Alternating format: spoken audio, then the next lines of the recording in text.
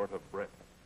Well, I hope that doesn't happen this afternoon or in any of the sessions that I have with you, because I'm interested in problems of human communication. That is the business of man talking to man, whether it is in a formal situation or over the luncheon table or in the busy confines of our daily activities. I'm interested in the kinds of things that happen when people talk together. In short, I'm interested in communication in the broadest possible sense. Now, the moment one mentions the word communication, a host of problems arise. For example, they range all the way from the very simple problems of clarity to some of the most sophisticated problems we can think about. I'm told of a story of a man who went to a downtown Washington hotel, and as he was paying his bill, he noticed behind the cashier's cage this little sign.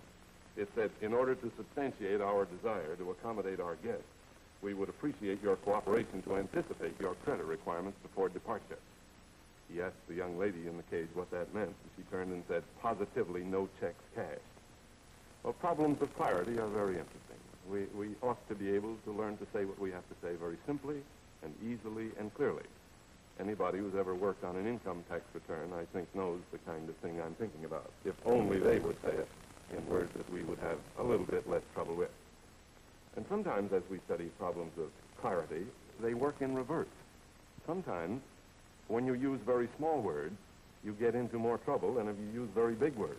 For example, Gertrude Stein once wrote a very small word portrait of a woman, Florence Descote.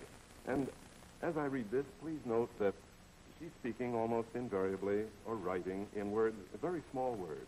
There are some that are two syllables, but they're everyday words. And I'd like to ask you whether you see what she's after. This is about a woman. Never to be restless, never to be afraid, never to ask will they come, never to have made, never to like having had, little that is less than, she made it do, one and two, thank her for everything. Now, I have trouble discovering exactly what Gertrude Stein was saying. But if this be translated into larger words, that is, words of many syllables, suddenly something is communicated.